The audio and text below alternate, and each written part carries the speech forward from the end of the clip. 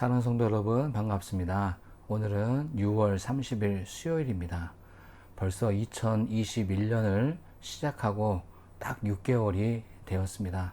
오늘 하루 지난 6개월 동안 지켜주신 하나님의 은혜를 기억해보고 또 감사할 수 있는 하루가 될 수 있으면 좋겠고요.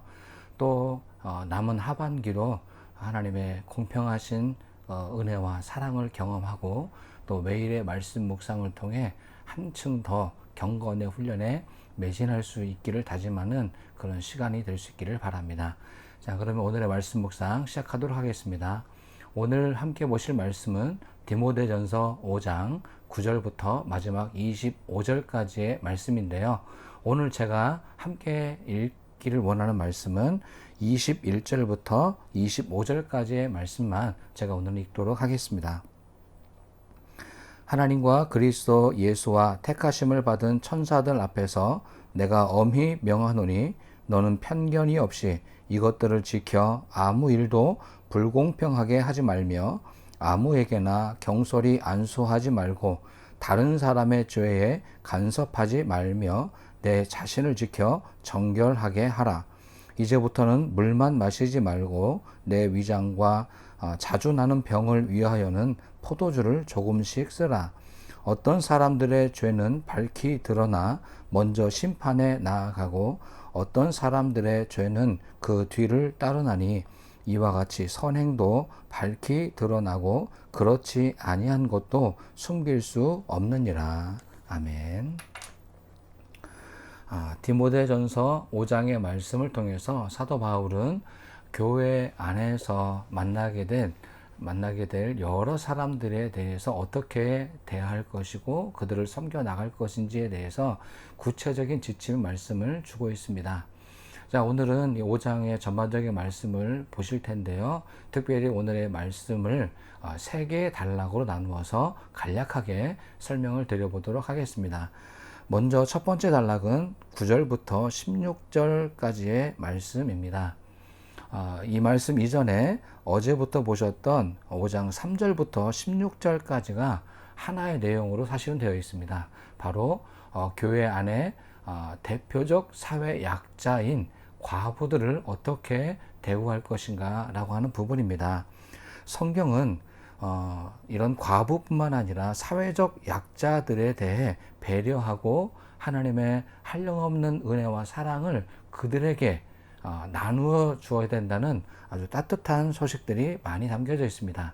특별히 성경에는 사회적 약자로 대표하고 있는 부류가 어린아이, 과부, 나그네 이렇게 세 부류의 사람들을 대표적 사회적 약자로 이렇게 지칭하고 있습니다.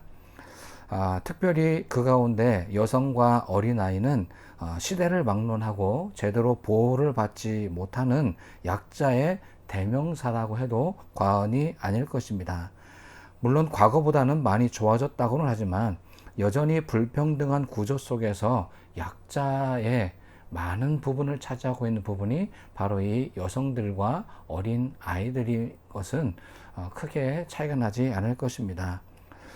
역사적으로 교회는 바로 이런 사회적 약자들을 잘 수용해 주었고 그들을 양육하고 훈련해서 또 사회의 귀중한 일원으로 다시 자리매김할 수 있도록 귀중한 역할을 해왔다고 자부할 수 있습니다.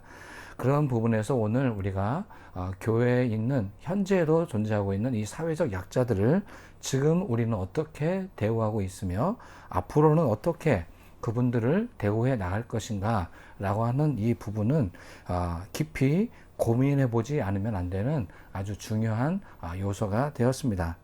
바울은 오늘 그 대표적 사회적 약자 가운데 과부들에 대한 다양한 경우들을 언급해 주고 있습니다. 그리고 이 디모데에게 이 과부들에 대해서는 다른 사람들과 똑같은 대우를 하는 것이 아니라 오히려 그들을 특별히 대우해 줄 것을 권면해 주고 있습니다. 교회의 질서를 유지하기 위해서 여러 가지 질서 유지 차원에서 적용되는 법들이 있지만 이 법들을 일괄적으로 적용하면 오히려 역효과를 날 수 있다라고 하는 가능성을 보여주고 있다고 저는 생각을 합니다. 바울이 왜 이렇게 다양한 경우에 과부들을 언급하고 있었을까요? 그것은 다름이 아니라 이 교회 안에 질서를 유지하는 데 있어서 오늘 교회는 세상의 법정과는 다른 은혜와 사랑과 보살핌으로 이런 사회적 약자를 대해야 된다는 그런 생각 아니었겠습니까? 그렇습니다. 교회는 사회와 다르고 또 더군다나 법정과는 다른 공동체라고 저는 믿습니다. 그래서 오늘 이 사회적 약자들에 대해서 똑같이 무조건 기준을 똑같이 적용한다고 한다면 그분들은 사회에서도 고통받았을 그분이 교회에서마저 약자로 힘 한번 쓰지 못하는 그런 일들이 생겨나게 될 것입니다. 그래서 오늘 이 바울의 이 권면의 말씀을 우리는 경청하여 들어야 할 것입니다. 교회는 법의 적용보다는 오히려 약자들을 어떻게 배려하고 더 깊이 있고 더 넓게 이분들을 보호하고 인정해 줄 것인지에 대한 과감한 생각들이 필요하다는 것으로 오늘 첫 번째 단락의 설명을 해보도록 하겠습니다. 그럼 이제 두 번째 단락은 17절부터 20절까지의 말씀인데요. 여기는 과부들과 전혀 다르죠. 이제 교회의 지도자로 여겨지는 장로들을 어떻게 대우할 것인가, 여기에 두 가지 방향을 제시해주고 있습니다. 먼저 바울은 장로들을 대할 때 가져야 될 기본적인 자세에 대한 설명을 먼저 해주고 있습니다. 한 단어로 표현하자면 존경입니다. 오늘 17절 말씀을 제가 한번 읽어보도록 하겠습니다. 잘 다스리는 장로들은 배나 존경할 자로 알되 말씀과 가르침에 수고하는 이들에게는 더욱 그리할 것이니라. 그렇습니다. 오늘 교회의 대표로 선출되고 임명된 장로님들은 이미 존경할 만한 분들로 세워져 있다는 것입니다. 그래서 그분들을 대할 때 먼저 존경하고 그분들의 말씀을 경청하여 듣는 그러한 수용적인 자세가 먼저 필요하다는 것입니다. 이런 자세는 비단 그분들만을 위해서 그렇지 않은 것이 아니라 이 장로들에 대해 존경하는 마음을 갖는다고 하는 것 자체가 결국은 전체 공동체를 존중하고 사랑하는 것이기 때문에 그렇습니다. 왜 그렇습니까? 장로님들은 교회 평신도의 대표자들로 이미 임직을 하셨기 때문일 것입니다. 그래서 그분들에 대해서 존경해 마지 않고, 특별히 오늘 본문에 나와 있는 것처럼 이분들께서 열심히 교회를 위해 헌신하고 희생하고 수고하신다고 한다면 더욱더 그분들을 존경해 드리고 그분들의 하는 일들에 대해서 오히려 축복해 주는 그런 일들이 필요할 것입니다. 또 한편으로 그렇다고 해서 이 지도자들이 하고 있는 모든 행위가 옳은 것은 아닐 것입니다. 혹시 이 지도자들에 대해서 잘못된 길로 간다거나 아니면 성도들의 마음을 아프게 하는 일련의 여러 가지 일들이 벌어진다면 어떻게 할 것인가 라고 하는 부분이 하반부에 나와 있습니다. 그럴 때는 이 장로들을 대할 때 신중하게 판단할 것을 요구하고 있습니다. 2차, 3차 신중을 기해서 이미 그분들이 존중을 받은 위치에 있는 그분들을 판단하고 책망할 때는 오히려 신중하게 결정할 것을 이야기하고 있습니다. 바울은 장로들에 대해 비판하는 것은 허용하고 있습니다. 하지만 이 비판을 완결짓는 판결을 할 때는 신중해야 할 것을 당부해 주고 있는 것입니다. 그렇습니다. 우리가 교회 일을 진행하다 보면 어떻게 모든 일을 다 잘할 수 있겠습니까? 그리고 어떻게 모든 사람의 마음에 흡족하게 처리를 잘 할 수 있겠습니까? 그럴 수는 없을 것입니다. 그렇기 때문에 우리는 자기의 입장에서만 우리 지도자를 평가하는 것보다 우리 모든 사람들이 공유할 수 있고 또 판단해 보았을 때 크게 무리가 없다면 그분들을 존중해주고 사랑해주는 기본적인 자세가 유지되어야 될 것이고요. 또 교회의 유익을 구하지 못하고 오히려 지탄의 대상이 혹 되었다고 한다면 그런 판단을 내릴 때도 어떤 한두 사람의 이야기가 아니라 오늘 여러 차례에 걸쳐서 신중하게 판단해서 문제가 발생하지 않도록 최선의 노력을 다해야 할 것입니다. 그럼 이제 마지막 단락을 보도록 하겠는데요. 21절부터 마지막 25절까지의 내용입니다. 이 마지막 부분은 바울이 디모데에게 주는 전체적인 교훈이라고 볼 수 있을 것입니다. 교회 내에 벌어지는 여러 일들에 대해서 지도자는 편견이 없이 공평하게 일이 처리되도록 해야 한다는 것을 마지막으로 강조하고 있습니다. 여기서 그럼 우리가 생각해 보아야 될 부분은, 그렇다면 교회에서는 어떻게 공평하게 일을 처리한다는 것일까?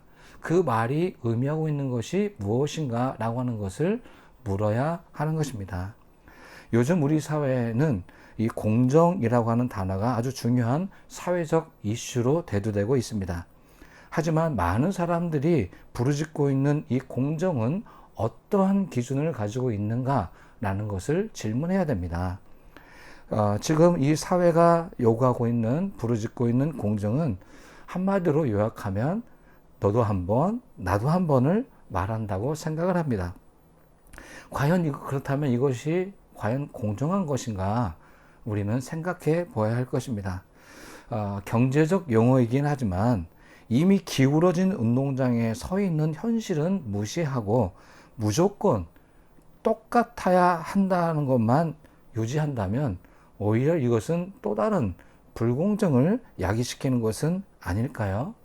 우리 사회가 불평등한 구조 속에 있는데 그 가운데서 기회의 균등만을 이야기한다면 약자는 오히려 자신의 기회를 더 박탈당하고 또 풍요로운 삶을 오히려 더 저해하게 만드는 요소가 될 수도 있다고 하는 것입니다.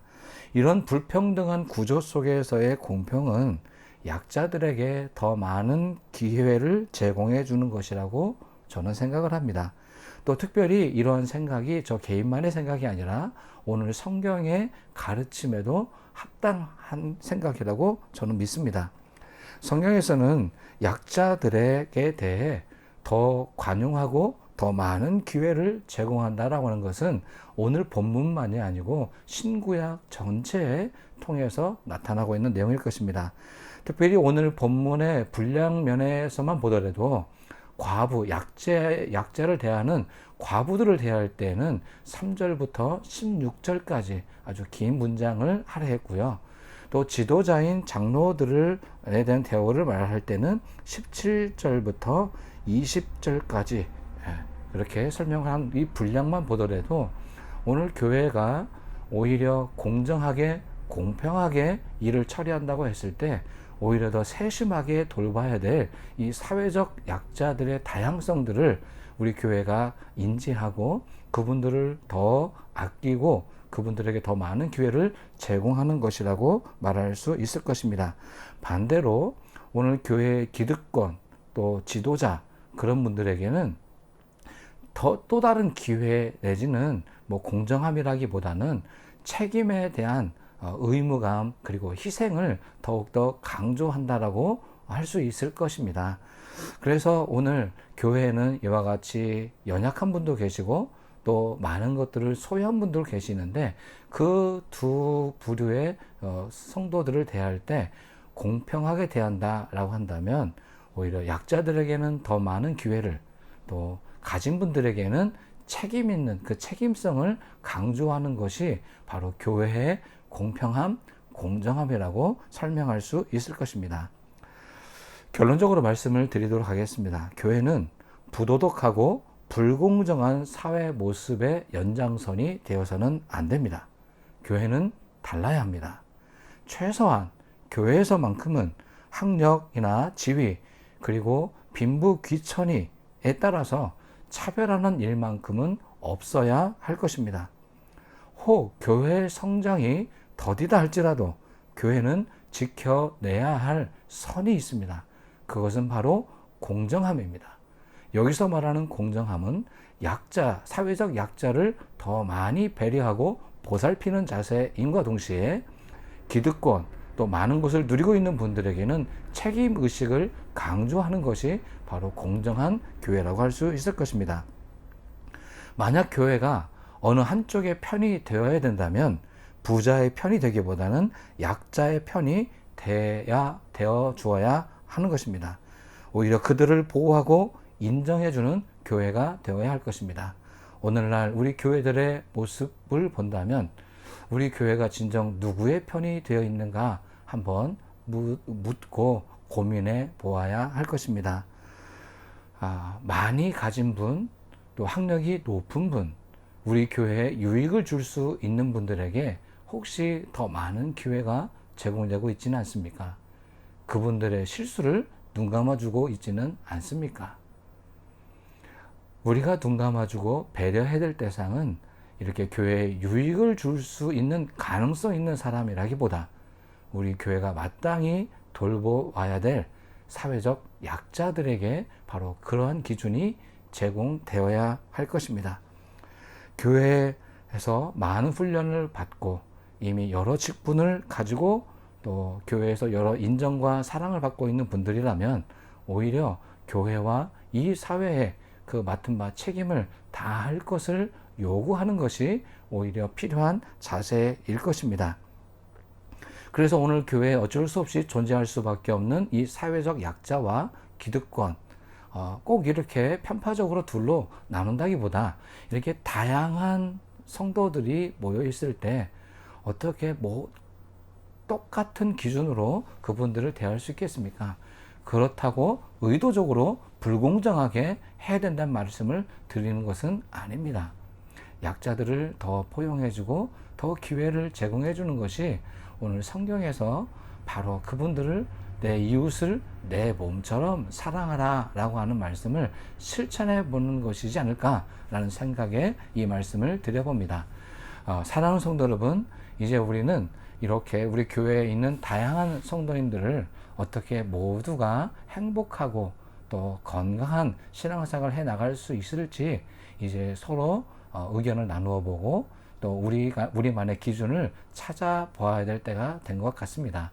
오늘의 말씀의 기준에 비추어서 크게 벗어나지 않는 한도 내에서 우리 교회의 기준을 잘 설정해서 공평하고 편견 없이 모든 분들이 함께 행복한 신앙생활을 할 수 있는 그런 교회가 될 수 있도록 함께 기도해 주시기 바랍니다. 기도하겠습니다.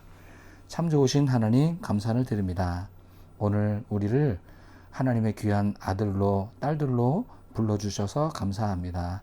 하지만 우리가 신앙생활을 하는 과정 속에서 여러 말들과 또 맡고 있는 직분 때문에 상처를 받은 또 여러 아픔을 경험한 적들이 많이 있습니다.